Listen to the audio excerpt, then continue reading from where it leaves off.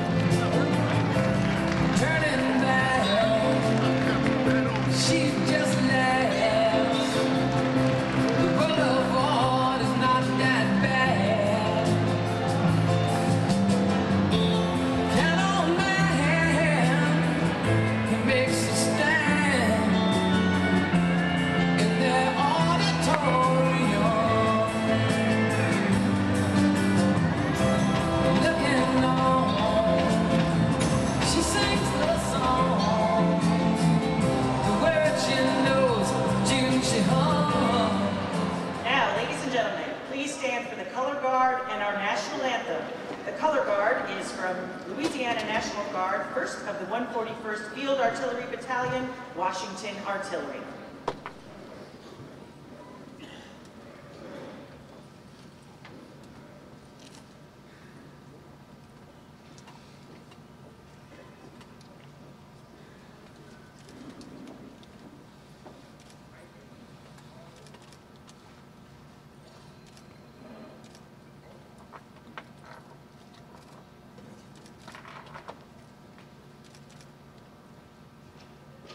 Now to perform our national anthem, James Lyndon Hogg.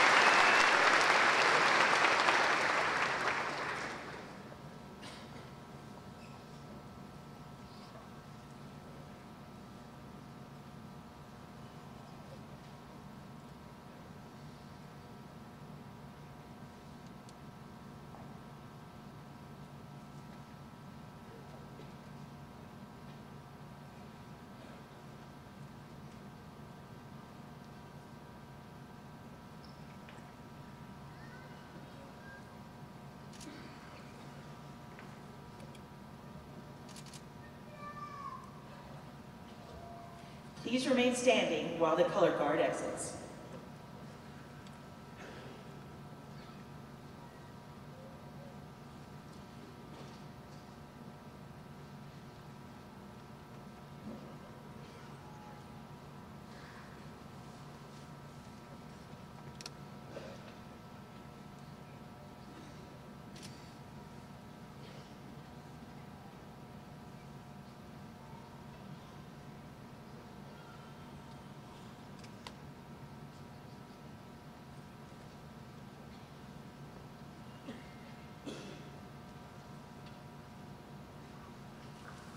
Well, good morning, Farm Bureau family.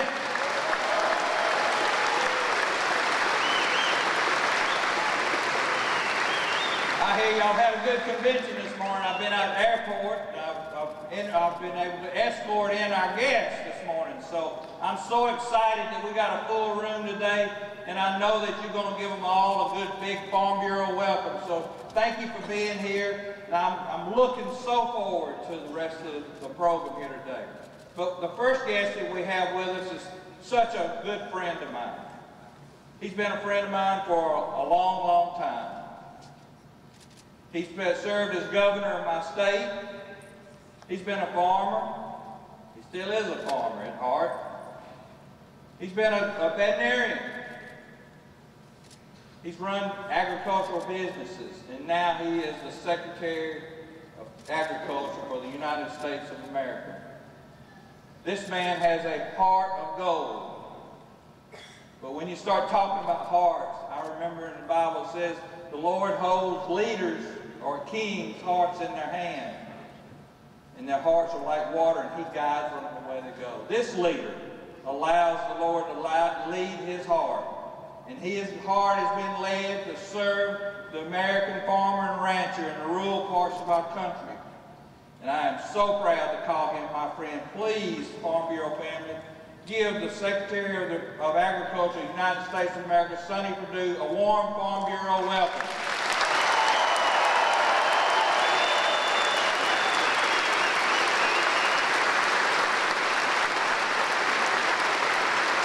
Hello, American Farm Bureau. It's so great to be with you all here. American Farm Bureau Federation and your great president, Zippy Duval. Zippy and I do go a long way back as a couple of Georgia boys, and I know that he's doing a great job for you all. He loves his job and works hard for you. But I know today you're expecting to hear from a different president, though, right? President Donald J. Trump is absolutely a friend to the American farmer. It brings to mind a speech that you may have heard by Paul Harvey. So, God made a farmer. Paul Harvey in that speech captured the essence of farmers of those remarks. In there he said, God said, I need somebody willing to get up before dawn, milk cows, work all day, milk cows again, and then go to town and stay past midnight at a meeting of the school board. Paul Harvey knew the spirit of American farmers, even though he wasn't a farmer himself. And that's the way I think it is with President Trump, is the very same way. Although he's not a farmer, he knows that our farmers are the best of America, embodying that great American spirit. Working before the sun is up, the long after it's down, taking a risk every time you put your hands in the soil to plant a new crop, hoping for a good harvest, but figuring out what to do if it's a bad one. President Trump knows this, he values this, and he honors you for this. And he's not the kind of guy who makes a promise and forgets about it. He's promised to support farmers, and he's done just that. His first direction to me was to chair a task force on agriculture and rural prosperity. Remember at this convention last year, I presented our report to him. He promised to put Americans back to work again, and we've got the lowest unemployment we've seen in generations, the lowest since 1969. And you will also remember, when he came to your convention in Nashville last year, he said he'd come back again, and he's kept that promise as well. Ladies and gentlemen, your president, my president, our president, a friend to the American farmer, the President of the United States, Donald J. Trump.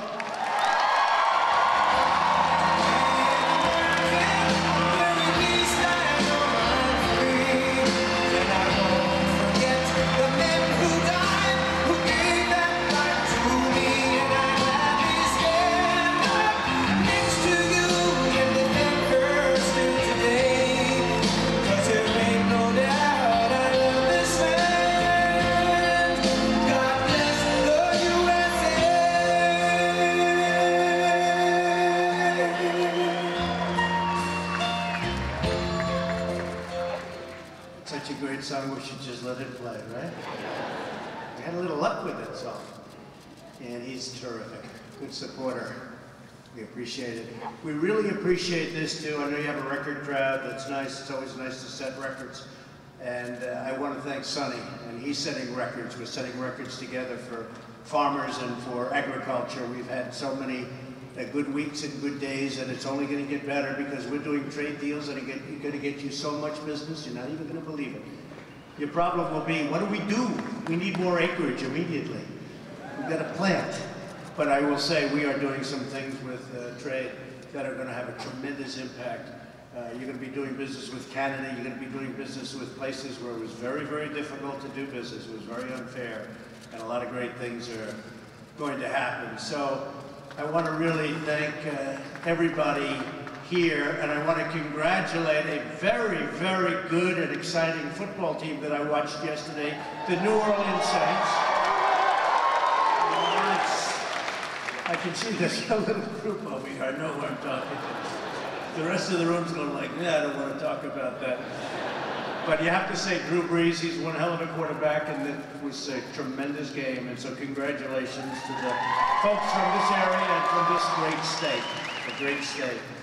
I'm thrilled to be here in a state that I've had a lot of luck with, and I love a lot of people in this state. I know a lot of people for really a truly historic occasion. This is the 100th annual convention of the American Farm Bureau Federation, 100 exactly. If it was 99, although I was here for 99 too, I have to be honest. I like the farmers. What can I do? I like farmers. Thank you.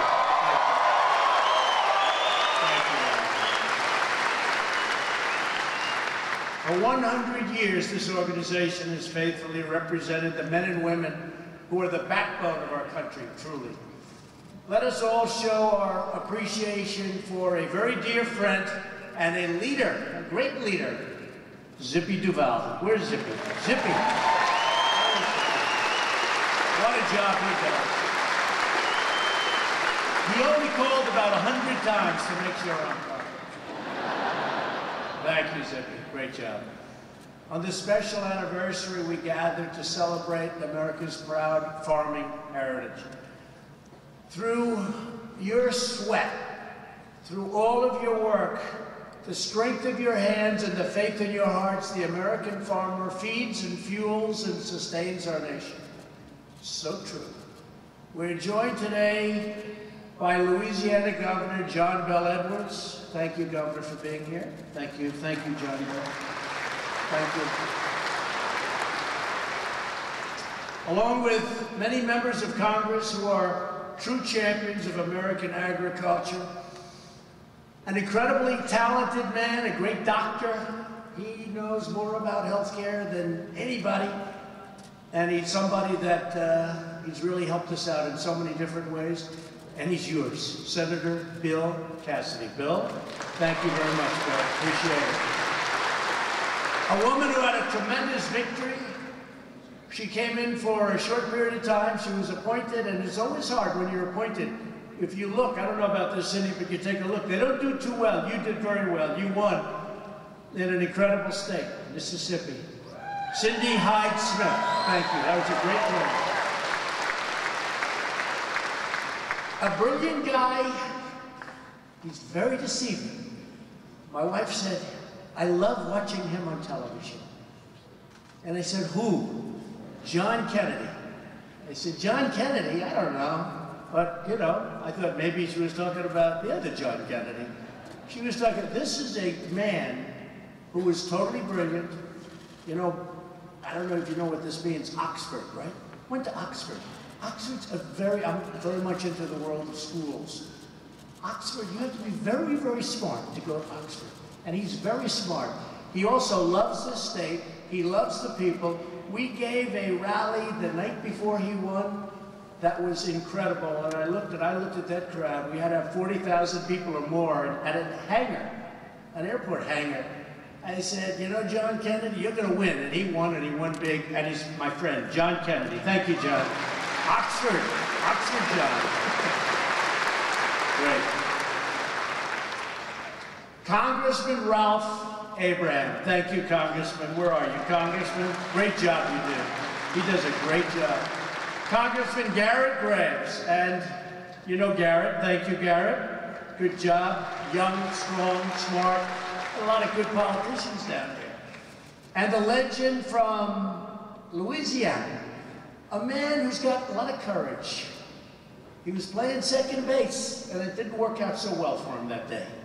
But I have never seen anybody with more strength and really more courage than Steve Scalise. Steve Scalise. He got hit hard. He never even thought about quitting. I was there the night in his hospital, and they didn't think he was going to make it. And I looked at him, he wasn't looking too good. I have to tell you, the first time I'm telling you this, Steve, you weren't looking too sharp. And his wife loves him because she was a mess. She had tears pouring down. I'll tell you a couple of these little facts. Your family loves you, Steve. But all of a sudden, he started making a little progress, a little more, worked so hard. And then a few months ago, he was in a baseball game. And it was the Republicans against the Democrats. He's playing second base. And he didn't have great mobility, to be honest. In other words, moving like a foot to his right, a foot to the left, that was about it. And he gets the first pitch of the game. This is in a stadium, and a lot of people watching, and it's on television. And they put him at second base for one play. And the first hit is a smash ground ball hit at Steve. And I'm pretty good at this stuff. I look, I say, oh, this is going to break to second base. It went right in him, right at him. He bent down, stopped that ball, threw it to first. The place went crazy. And he then walked off the field in great triumph. Who could have done that but my Steve, right? That was incredible. That was incredible. He's a courageous guy. He's a great guy. He's also a really fine person. So Steve still is. What you've been through, Steve, is incredible. Congratulations. Incredible job. As you all know, there's currently a tremendous humanitarian and security crisis at our southern border. It's tremendous. It's been there for years. It's been there for decades. But because of what we're doing and because of how well our country is doing, and please sit down, please. I'm just looking. And then the media, the fake news, will say, he got no standing ovations. You know why? Because everybody stayed standing. Oh, they'll do it. They'll figure something out.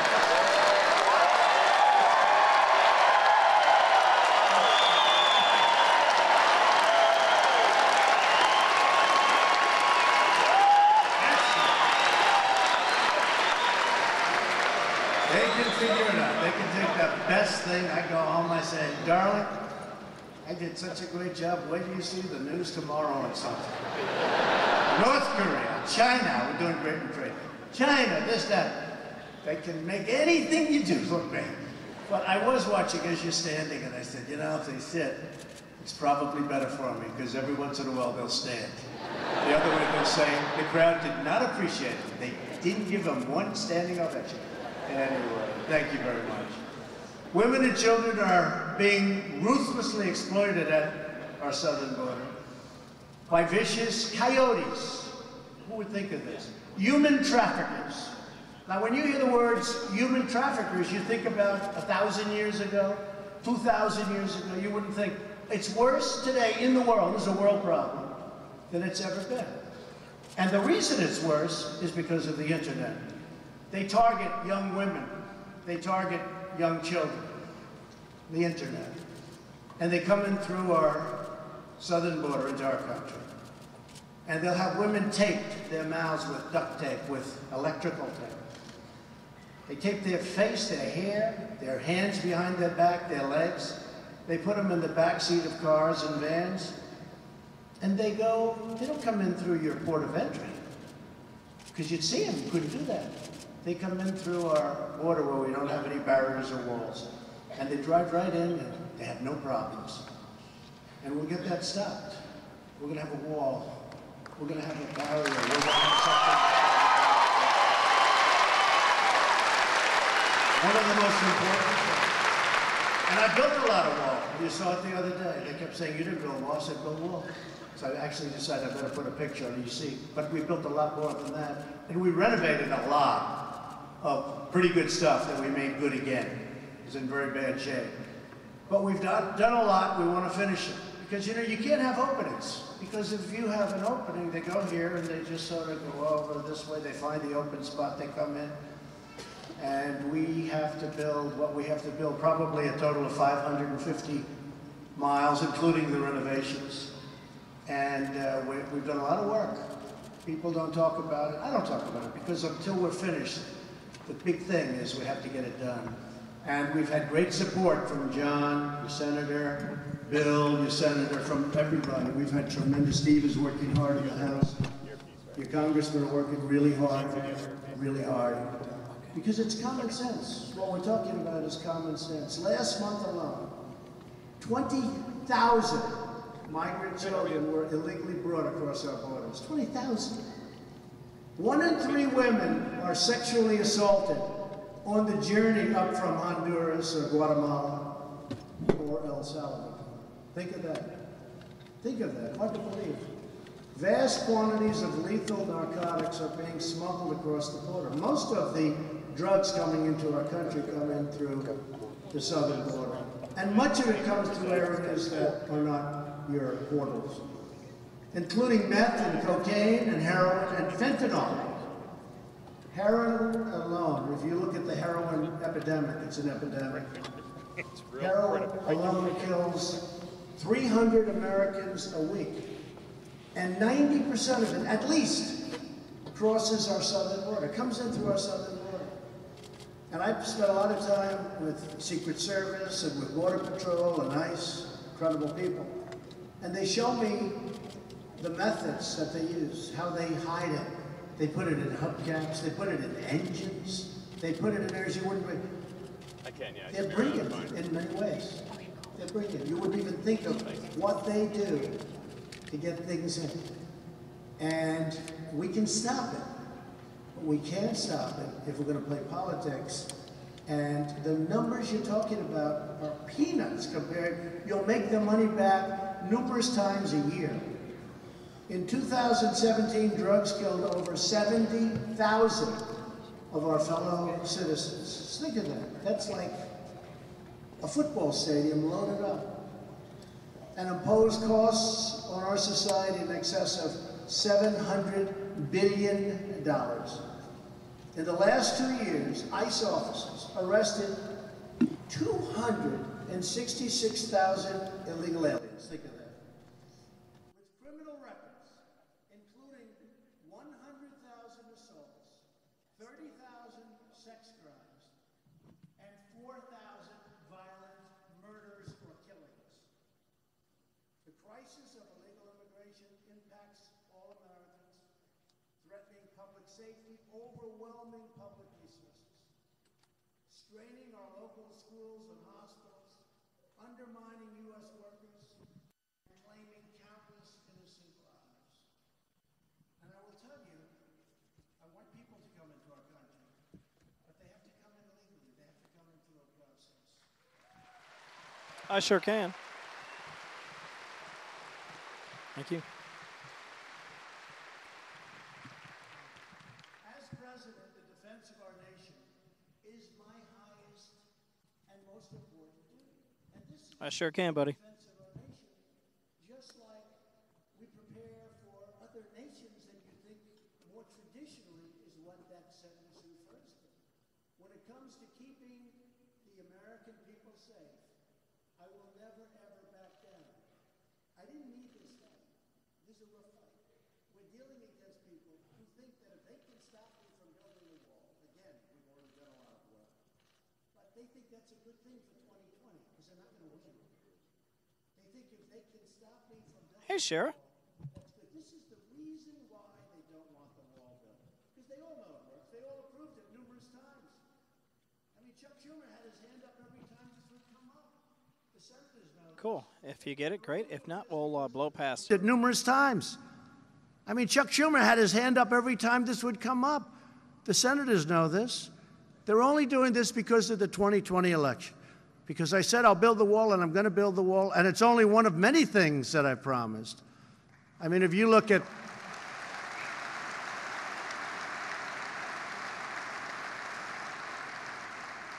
got you the biggest tax cut beyond the Ronald Reagan tax cuts, ANWR, getting rid of the individual mandate, the biggest cuts in regulations in the history of our country, and we're going further. That might be the biggest reason that our country is doing so much better than other countries and why we're doing so well. But they view this as a political thing because this was one of the big things I said we're going to do tax cuts, we're going to do we're going to do, and you know, we've done most of what we said. That's a lot of news back there. One of the folks back there said that he's actually done more than he promised. It's true. I have actually done more than I promised. We've done a lot, even with the veterans. A lot of veterans in Louisiana. We got Veterans Choice. We got Veterans Choice approved, which is pretty amazing. They've been trying to get that for years and years, decades and decades. And we got accountability, VA accountability. When you had somebody treating our veterans horribly, you couldn't do anything. You couldn't fire them.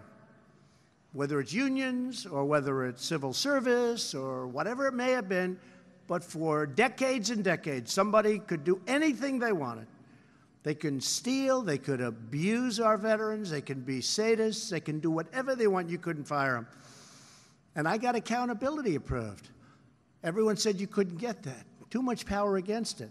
We got it done, and now we can say, Jim, you're fired. Get out of here. We don't want you taking care of our veterans. That was a big thing. A lot of help from those people. So we got a lot done, but they view the wall as being a big item that if I don't do it, you know, it's a negative. It's a negative. And I'm not doing it for that reason. I'm doing it because we have to do it. It's common sense. We have to do it. If you look at the caravans coming up, if you look at what's going on, you take a look. If we didn't have some of those walls, the military has been incredible. They came up and they built some barriers. They kept thousands and thousands of people from overrunning various sections of our country. We've done a great job at the border, but we need that we need that barrier because you can't do this. You can have all the people you want dressed in military.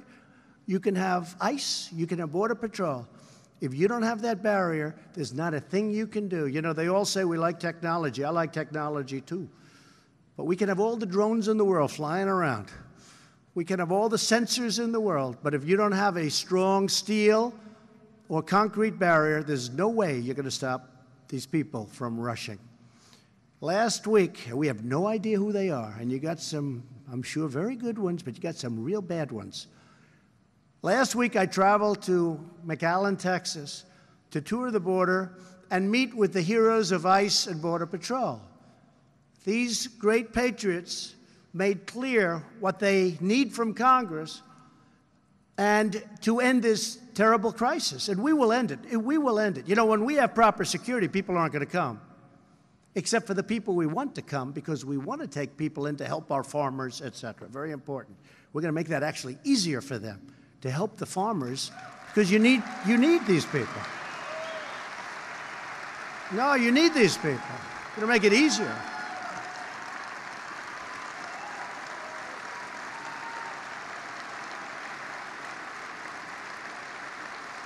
I mean, I'm glad I told you that because, you know, look, you're in that business, and a lot of people don't understand this. You need those. You need people to help you with the farms, and I'm not going to rule that out. I'm going to make that easier for them to come in and to work the farms. You've had some people for 20, 25 years. They're incredible. Then they go home, and they can't get back in. That's not going to happen.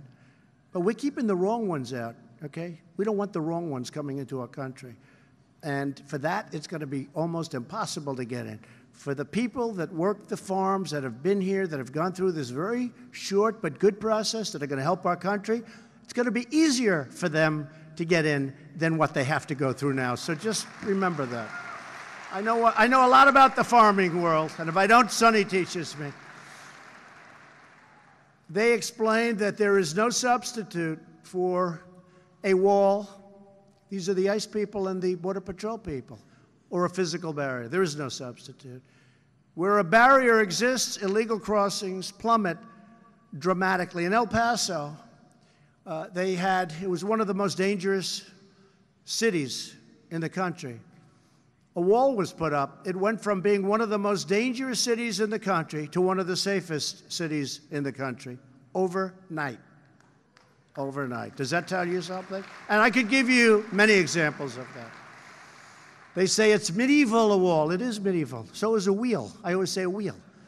But every time I look out, they all have wheels. You know, they may have gone electric, and they may have done lots of different things. But every car I've seen still has wheels.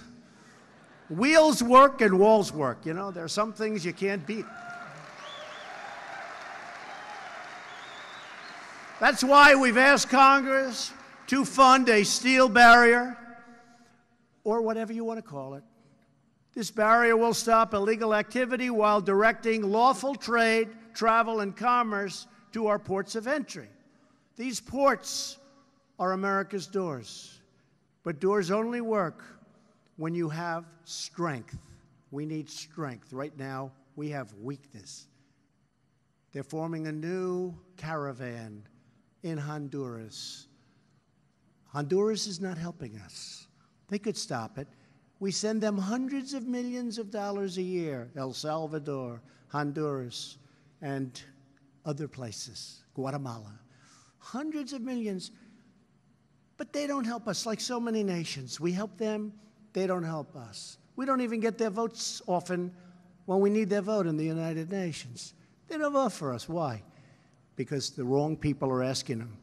So those days are over. So I said just before I came, we're looking at a whole plan. Why are we sending them money if they're allowing caravans to form right in the middle of their cities? Why are we sending them money?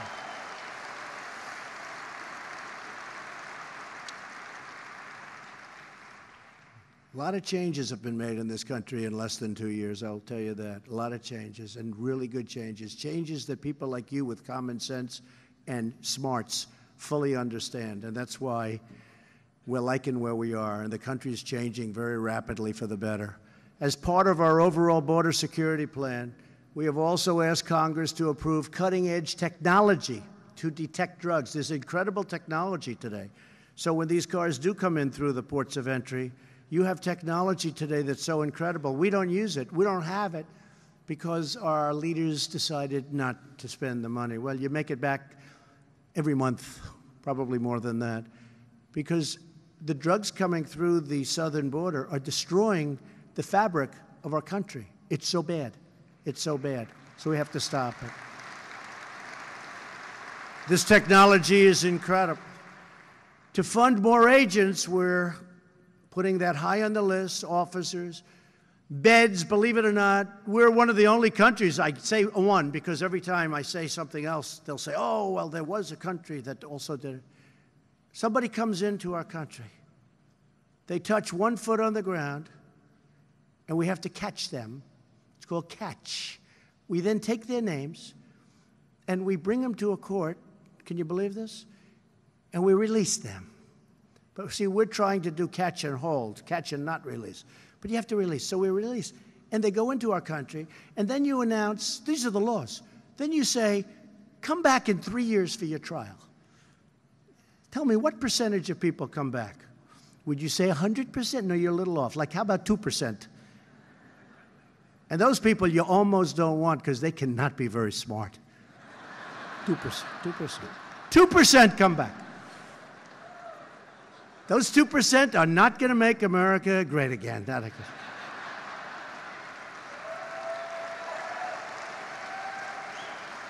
Crazy. So we have that. We have chain migration where somebody comes in, and then his mother comes in, his father comes in, his grandmother comes in, his uncle comes in, his cousins come in.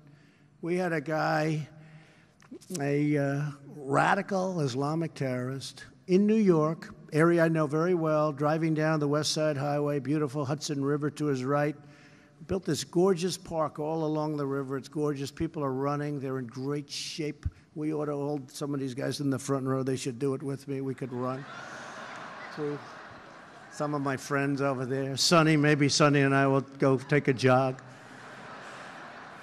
But you know what? I'll tell you, these are people that are great people, and they're running, and they keep it. And this horrible person going down 60 miles an hour down a highway decides, oh, that's nice, we'll make a right turn, hits a whole group of people purposely, screaming all sorts of things that they scream. And 8 people died, 12 or 13 were injured. Nobody talks about the injured. You know, some of the injured lost legs, lost arms. Or, you know, this is, they say, oh, well, 12 were injured. You know, like injured. You think like a headache. No, no. They lost arms, they lost legs. One lost 2 legs. So 12 were horribly injured. And he's allowed to have his family come here. So they checked, and they said that about 22 people came in, chain migration. In other words, because he's here, so a whole group of people come in. And we don't want that. We have another one, the lottery. The lottery. We take people from countries through the lottery. Now, this is common sense. Do you think the country is giving us their finest? No, they're not. No, they're not. They're giving us the opposite of their finest. We have a lottery system. Oh, let's pick him out. Oh, wonderful. Doesn't work out too well, this lottery system. But this is the law. This was passed by Democrats and I guess Republicans. Maybe they voted, who knows. But these are laws that have to be changed. These are sick, demented laws that we have to change. We can't allow this to keep happening. The people that are sent to our country are not the people that we want. They come in through the lottery. They come in through chain migration. Think of it. This man that killed 8 people and so badly injured 12, they say he's got about 22 relatives coming in that are here. And take a look at how well his relatives are doing. It's not a good picture. So we have to change our laws. It's very hard because the Democrats don't want to change them. But I hope that common sense and people like this can persuade them, because it's gotten to a point where you have to. We really have no choice. And we're fighting hard. We're fighting very hard for you. We're making a lot of progress. I can tell you that. Here with us today is Jim Chilton from Arizona. Jim's ranch runs along the U.S.-Mexico border. The deadly, very deadly, Sinaloa cartel, one of the most vicious drug cartels anywhere in the world, runs a major drug trafficking route right through Jim's ranch. Many of these routes used to run through San Diego until the wall was built by us, by me. Sorry about that, Jim. I think Jim just got angry at me. He just heard that. Sorry, Jim. Because now what they did, they went to Jim's ranch. I think I cost him a lot of money. Maybe he won't stand up after all. But it's a very sad situation. In the last 2 years, the cameras on Jim's ranch have captured roughly 1,000 pictures of major drug packers, they call them. For years, these criminals have damaged Jim's property, injured his livestock, and started dozens of fires, which Jim estimates cost more than $2 million in 2017 alone. Last June, Border Patrol agent was checking sensors on the Clintons and Chilton's ranch when he was shot multiple times by these sinister drug traffickers, multiple times. And they don't even think about it. By the way, they shoot. It's not like, oh, gee, I committed a terrible thing. They don't even think about it. They don't even think. They wake up the next morning, they couldn't care less. As Jim said, every time I leave the ranch, my wife doesn't know whether I'll ever return. I'd like to ask Jim to come up and say a few words. Jim, please come up. Thank you.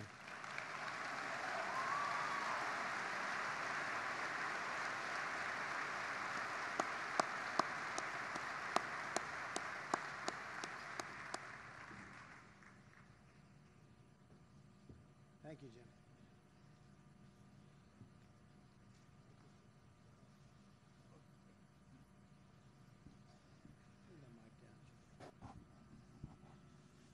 Mr. President, we need a wall.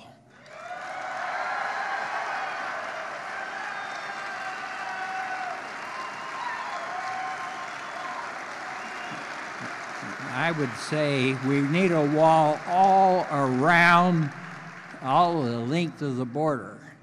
We've got to stop the drug packers bringing drugs in to poison our people. And I would say to Speaker Pelosi, walls are not immoral. In fact, I've traveled around the world, and the biggest wall I've ever seen is around the Vatican. Now, you can't tell me that the wonderful priests and officials of the Roman Catholic Church, including the Pope, are immoral. They have a wall. Why can't we? Fantastic, Jim. Thank you, Jim. Thank you, Jim.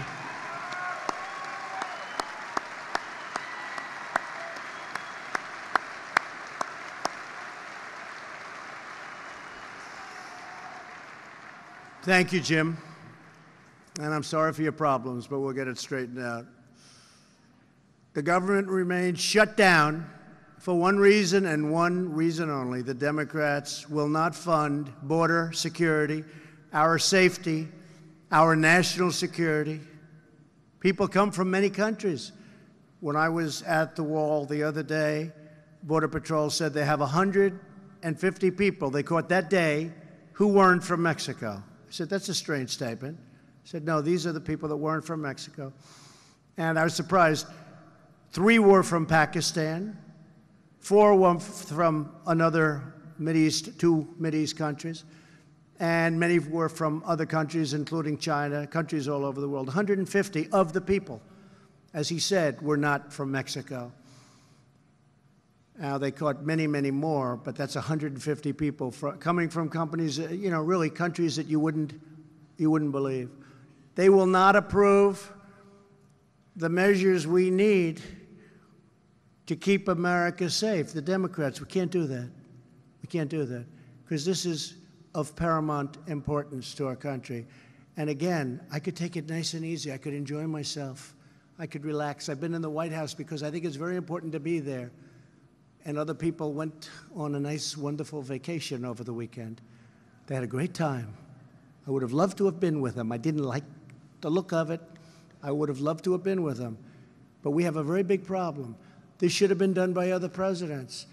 Just like the moving of the embassy to Jerusalem should have been done. It was promised by many other presidents.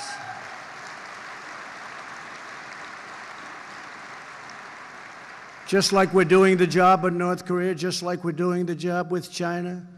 We're getting it done. We're getting it done. We're getting it all done. But it would have been nice if other administrations were able to do it.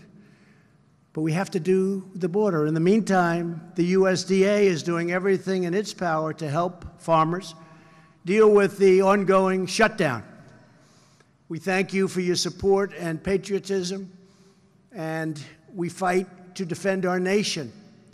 We are fighting very hard to defend our nation, and many people that aren't getting a payment, that aren't being paid, have let us know in the strongest of terms, a big amount. They said, sir, what you're doing is of paramount importance. Do the job right, and we are with you 100%. You'd be surprised at how many people have said that. And it's not easy for them, but it's a lot of people. So I'm asking all of our citizens to call your Democrat lawmakers and ask them to pass a bill that secures our border, protects our country, and now reopens our government. Because as soon as they do that, we reopen our government. You would think that would be a very simple task. On every front, we are fighting for our great farmers, our ranchers, our growers. We are fixing broken trade deals that are horrible.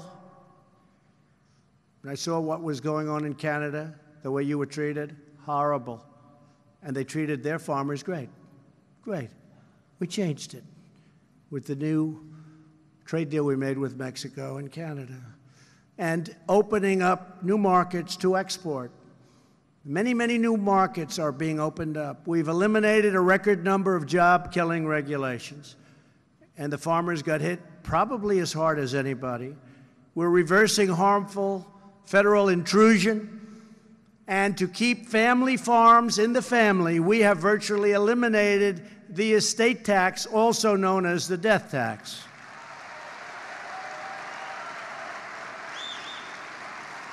Thank you. Thank you. Small business owners and corporations and others, small business, was a terrible thing that was happening where your parents, you love your parents, they're farmers, they love their farm. Everybody loves their farm. The kids, they want to grow up on the farm, they want to someday run the farm, own the farm. And they couldn't because they had very large estate taxes to pay. So they go out and borrow money. And then it turned a little bit bad, and all of a sudden they'd end up losing the farm because they had to pay the estate tax. We got rid of it, folks. So if you love your children you'll like me. If you don't love your children and you weren't going to leave the farm to them, probably doesn't matter too much, okay? Does anybody here not love their children? Huh? Wow, it's a lot of people. Not one? Okay, you don't want to say. That's all right. It's like a lot of the people went to the polls. They voted for Trump. They said, we don't want to talk about it. Then we won. We won 2 years ago in November. We won, and they're still trying to figure out what happened. We don't have to talk about it. We know what we're doing. We're ensuring that ethanol remains a vital part of America's energy future with E15, and we're making it available year-round, all 12 months. That was a big, big difference for the farmers. Chuck Grassley, Joni Ernst, your senators, a lot of great people were very strong on that. And it also creates additional, because if you noticed, I think we saw $1.75 for gasoline today coming in.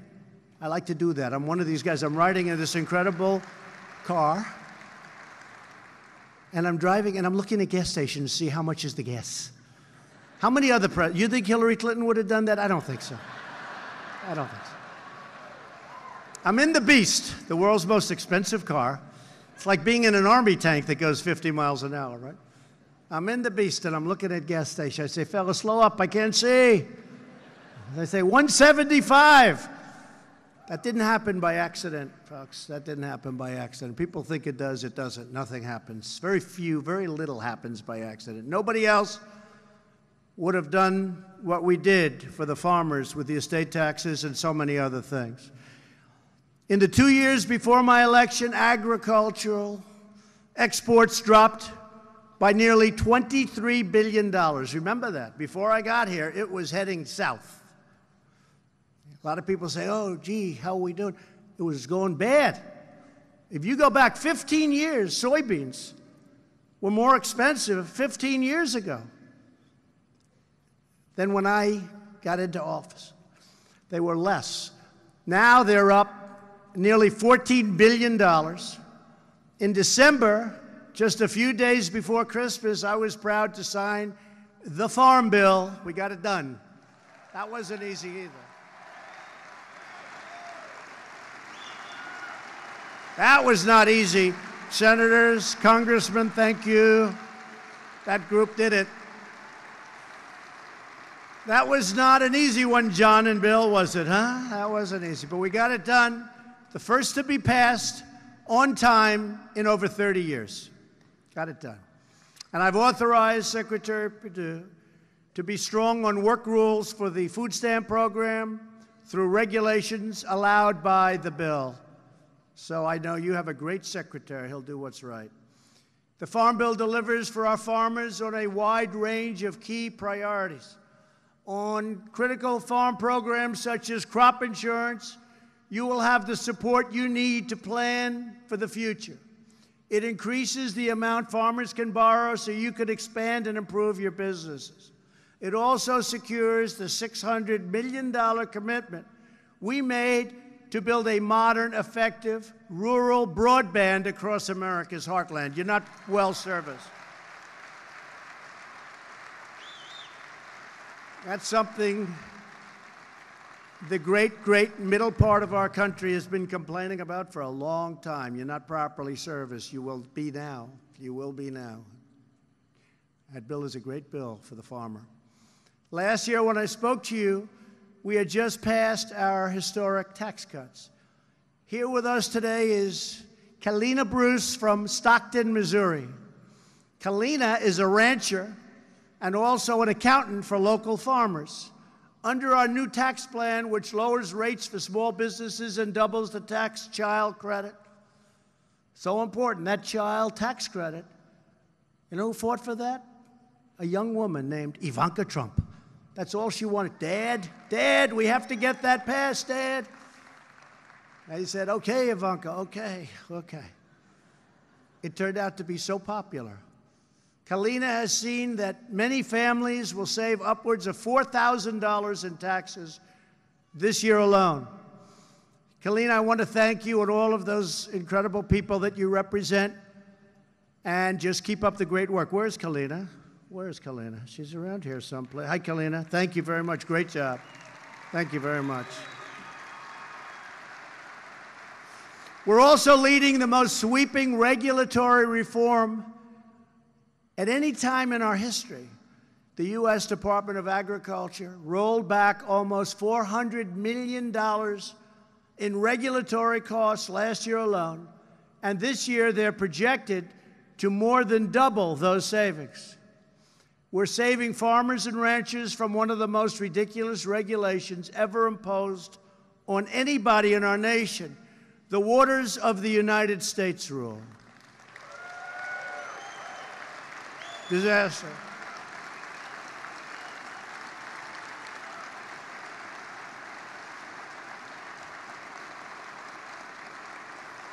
Other than the title, such a beautiful title, it was a total kill on farmers, on builders, on everybody. It was a total kill. Sounds so nice. In fact, I looked at John Kennedy when I signed that. I said, John, I'm going to get killed for this one. Because what we did was take something, the waters of the United States, how beautiful is that? And yet everything inside was a total kill on you. And other businesses, by the way. And we didn't get killed, did we, John, huh? We didn't. They love it. So many people have come. And you know the time when I signed that bill, I had ranchers, farmers, and some home builders behind me. And these are tough people. They were strong, tough men and women. And half of them were crying because we basically, our government stole their property. They couldn't do anything. They couldn't build. They couldn't do anything. They were crying. I said, what are you crying about? To one guy, I don't think he cried in his whole life. I don't think he cried when he was a baby. He was crying. He said, sir, you gave me back my life. You gave me back my property. They took it away, environmentally took it away. And you're going to do the right thing. In the audience today is Val Wagner from Monango, North Dakota. Val, it's a good place. You have a great new senator, by the way. Great new senator. Really great. Val and her husband would love to expand their farm for their 4 boys, but under the Waters of the United States rule, they would have had to pay tens of thousands of dollars in fines because of the prairie potholes on their land. You all know what prairie potholes are? Yes, you do. I don't, but it sounds bad. To Val and every farmer, we're going to keep federal regulators out of your tanks, your stock tanks, your drainage ditches, your puddles, and your ponds. And you know exactly what I'm talking about. You can have a pond, a little pond, and they consider it a lake. And you're regulated as though it were a lake. We're going to get government off your back so you can earn a living and support your families doing what you love. And I know what you love. Farmers love what they're doing. We also passed legislation to rebuild our water infrastructure, including our nation's inland waterways, which carry more than 60% of our agricultural products. We are replacing one-sided, unfair trade deals. We have so many nations, it's a one-sided deal. With China, every year, for many years, we're losing $375 billion, not million, billion dollars. We're working on that very strongly. You see what's going on. Doing very well. We have the European Union. They don't treat us right. They treat our farmers terribly. You can hardly sell into the Europe. They have barriers. And they have tariffs that are massive. But with a farmer, they don't want your product. We're working with them. They have to treat us fairly. We're losing $151 billion a year with the European Union. Sounds so nice, right? The European Union. And then the press gets angry. They say, Donald Trump is not treating the European Union fairly. Well, that's because they're not treating us fairly, folks. I want to be nice. In fact, they said my poll numbers are very bad in Europe. I said they should be. No, seriously. They said when he started off, he had 87%. That means you can be the king of any country. Now they're ching because I'm representing our country. I'm not representing those countries. You know, one of those things.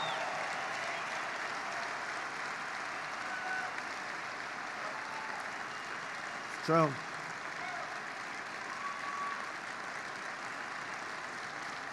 It's true. They said his poll numbers have tanked. And I said, oh, damn it, what's going on? Damn it. Then I said, oh, it's in Europe. That's okay. Now, we get along well with them, and there are a lot of great people and great leaders. But look, I'm not blaming them. I don't blame China. I mean, China, $375 billion a year we lose. It's really more than that, but that's like the conservative number. I think it's 504. But I'm giving you conservative because I don't want to be criticized for using wrong numbers, right? But I don't blame China. I was in China making a speech, and President Xi, who's a friend of a great guy, but he represents them. I represent us. And he's sitting over here. And I'm talking to this massive crowd of people. And I'm talking about how China's bad, bad, bad. And I'm saying, boy, this could be dangerous. I'm in China. I'm in Beijing doing this. And I'm saying, I don't like this. But I looked at him and I realized, actually, during that speech, it's not his fault or their fault. It's our fault for allowing that to happen. It's our leaders' fault. Over the last 15 years, we've seen a continual decline in the U.S. share of agricultural trade all throughout the world. You know that. It's all going in the wrong direction. It's changing now. Wait till you see what happens. We do the right deal with China. You're talking about massive. They're already back ordering, right? They're already back. He told me, I said, you got to start ordering. You're going to order. They're going to order. And they've already started. We're turning all of that around with fair trade deals that put American farmers, ranchers, and in fact, put America first. That's what I'm interested in, America first. We just opened Argentina to American pork exports, pork, for the first time in a quarter of a century. They needed something. I said, you have to open it up to pork. And they said, okay. I said, why didn't you do it before? They said, nobody ever asked us. A lot of it is that. You would be amazed. Nobody ever asks. India and Morocco have both opened their markets to our poultry exports. We do so much for them. It's incredible. Japan opened its market to U.S. exports of potatoes from Idaho and lamb from the great state of Texas. Yes. No, they just opened up. We asked them. We got to open up. Sorry. U.S. beef has been shipped to Brazil for the first time since 2003. They're going to have a great new leader. They say he's the Donald Trump of South America. Do you believe that? And he's happy with that. If he wasn't, I wouldn't like the country so much. But I like him. And we opened China to American beef for the first time in many, many years. We've taken, you know that. But that was before the trade deal. Don't even worry about it. That's peanuts compared to what we're talking about. We've taken the toughest ever actions to confront China's unfair trade practices that hurt American farmers and ranchers. This includes China's theft of trade secrets from American agribusiness. I couldn't believe how complicated your business is with the seeds and the genetic farming. It's incredible. People don't know this. But your secrets were being stolen by China and, in all fairness, other countries.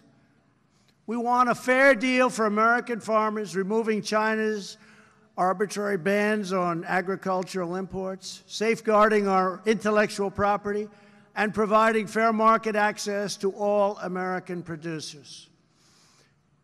We have also made history by finalizing an agreement to replace the horrible NAFTA with a brand new U.S.-Mexico-Canada agreement called the USMCA, a whole different world. Whole different world. NAFTA was one of the worst trade deals ever made by a country. It killed our country. This landmark trade deal will increase exports of wheat from Montana, dairy from Wisconsin, chicken from Georgia, and products from farmers and ranchers all across our country.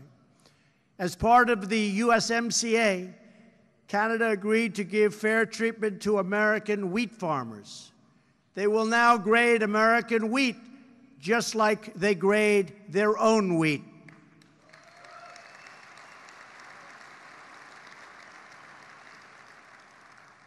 Which to me doesn't mean much, but to farmers it means a lot. That's what they tell me. I said, what can we do? They said that would be a big thing on wheat.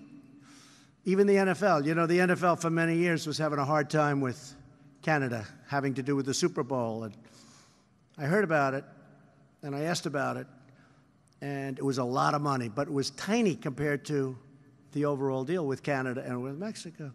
So as one of the things, I said, you got to treat the NFL fairly. You know, it's a great American company, and we had the dispute over the national anthem, and that seems to have worked out properly, and which is great, which I give them credit for now. And I said, listen, when you go to Canada, you're going to ask for this thing, because they're not treating our company right. Any company, I don't care, but that was the NFL, big company, great American company. So you're not treating them well.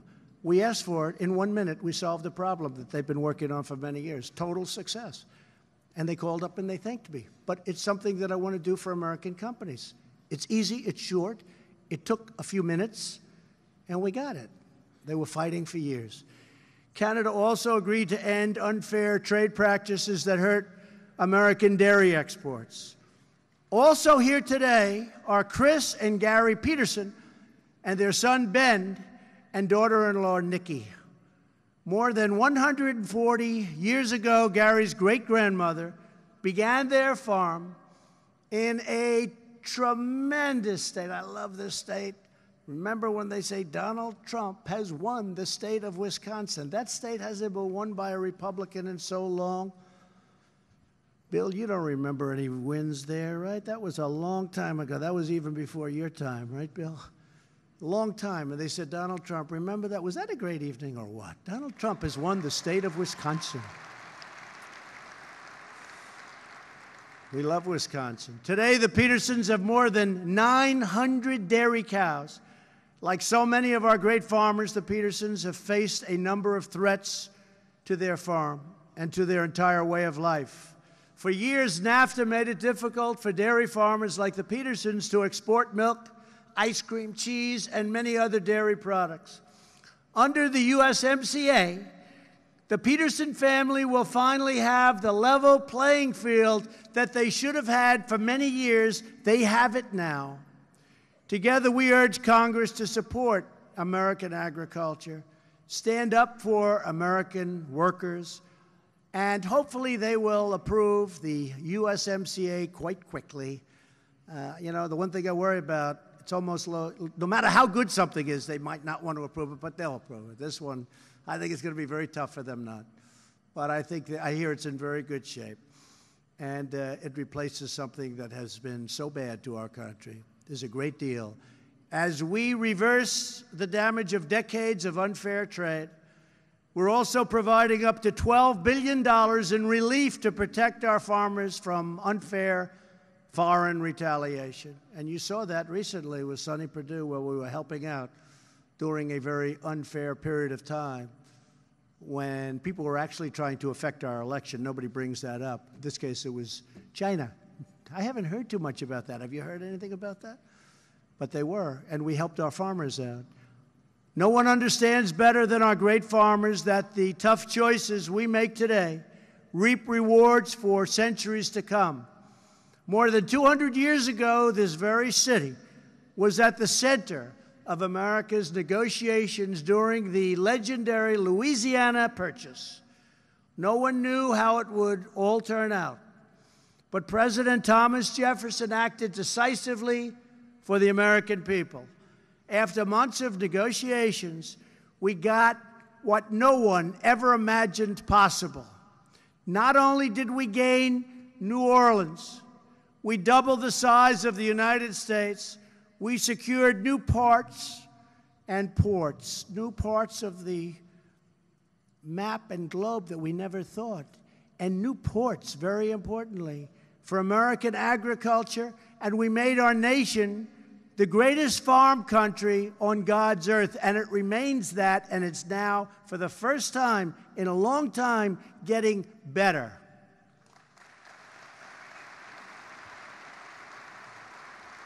Our nation was founded, settled, and built by farmers.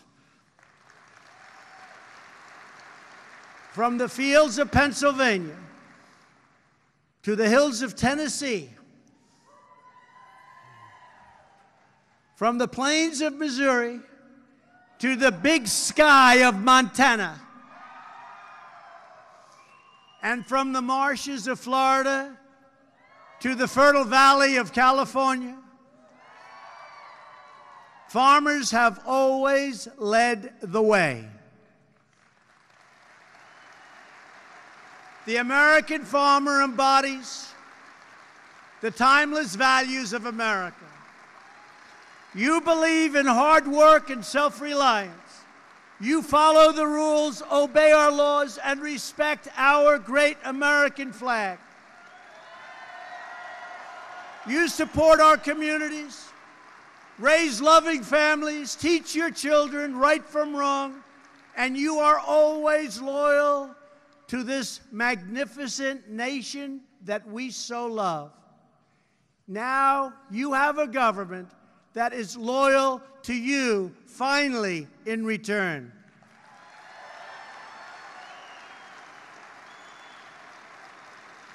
Because we know that government's first duty is to our own citizens. We are fighting for the American farmer, and we are fighting for the American dream, and for the products made and grown with pride right here in the USA. It's what we're fighting for. We are defending a cherished legacy, and we are preserving a beautiful way of life passed down from mothers and fathers to sons and daughters, from generation to generation. You are the keepers of this noble tradition. You are the guardians of this majestic heritage. We are standing up for the men and women who work the fields, till the soil, and harvest the land. We are protecting your rights, your freedoms, and our glorious Constitution. And we are doing it all with love in our hearts, joy in our souls, and trust in our God.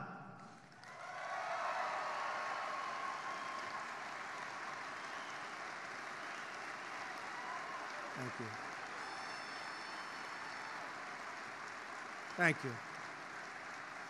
To all of the farmers here today and across our country, the greatest harvest is yet to come. The future for America's farmers is bigger, better, bolder, and brighter than ever before. I just want to thank you all for being here. It's so honored to have had this kind of a turnout, this kind of a record. I want to thank the American Farm Bureau for the incredible job they do. I'm proud to be a great friend of the farmer, of the rancher, of the people who so nobly do what you do. God bless you all. God bless our farmers. God bless the United States of America. Thank you very much, everybody. Thank you.